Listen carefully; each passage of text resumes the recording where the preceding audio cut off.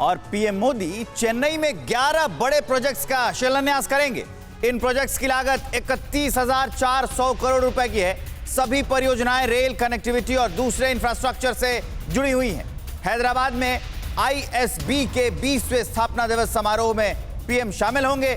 Indian school of business का 20वां स्थापना दिवस है।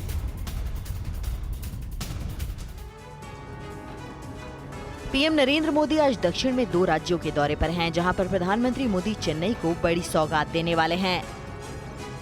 पीएम मोदी शाम को चेन्नई पहुंचेंगे। चेन्नई के JLN इंडोर स्टेडियम में विशेष कार्यक्रम होगा। यहां पर प्रधानमंत्री कई रेलवे परियोजनाओं का उद्घाटन करेंगे। इसके साथ ही 11 बड़े प्रोजेक्ट्स का शिलान्यास करेंगे, जिसकी लागत करीब 31,400 करोड़ है। ये सभी परियोजनाएं रेल कनेक्टिविटी और दूसरे इंफ्रास्ट्रक्चर से जुड़ी हुई हैं। इसके अलावा पीएम मोदी अपने चेन्नई दौरे पर रेलवे की कई परियोजनाओं को राष्ट्र के नाम समर्पित करेंगे। तो वहीं भविष्य के लिहाज से इंफ्रास्ट्रक्चर को बढ़ाने वाले प्रोजेक्ट्स की आधारशिला। और बड़ी अपडेट आपको बता दें, ये हैदराबाद से आ रही है।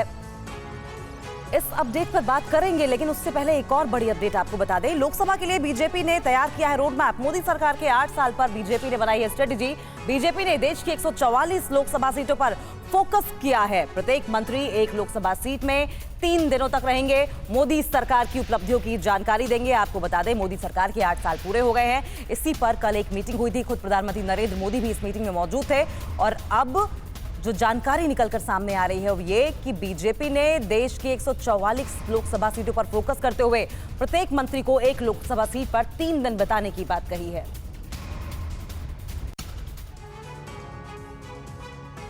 अगले लोकसभा चुनाव में अभी 2 साल का वक्त है, लेकिन बीजेपी ने अभी से ही कमर कस ली है। मोदी सरकार के 8 साल पर पार्टी ने लोकसभा चुनाव के लिए रोड मैप तैयार कर लिया है। बीजेपी ने अपनी अहम बैठक में लोकसभा प्रवास योजना का खाका तैयार किया, जिसमें 144 लोकसभा सीटों पर फोकस किया गया है। इस योजना के तहत मोदी सरकार के मंत्री देश की 144 लोकसभा सीटों पर प्रवास और प्रेस कॉन्फ्रेंस करेंगे, जिसमें सरकार की उपलब्धियों की जानकारी दी जाएगी। प्रत्येक मंत्री एक लोकसभा सीट में 3 दिनों का प्रवास करेंगे। बैठक में तय हुआ कि इन 144 लोकसभा और इसके तहत आने वाली विधानसभाओं से चुनावी रूप से अहम सूचनाएं शामिल की जाएंगी, जिसमें जाति, आर्थिक हालात, युवा, महिला, गरीब जैसे विषयों की पूरी जानकारी इकट्ठा की जाएगी। जिन बूथों पर बीजेपी को बीते लोकसभा और संपन्न हुए विधानसभा चुनाव में हार मिली, उनको मजबूत करने के लिए भी और काम होगा। लोकल और पॉलिटिकल मामलों की जानकारी भी इकट्ठा की जाएगी।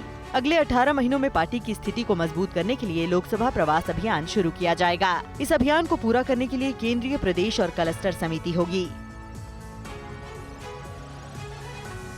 न्यूज टॉप 9 रोज सुबह 7 बजे और शाम 7 बजे सिर्फ TV9 भारतवर्ष पर।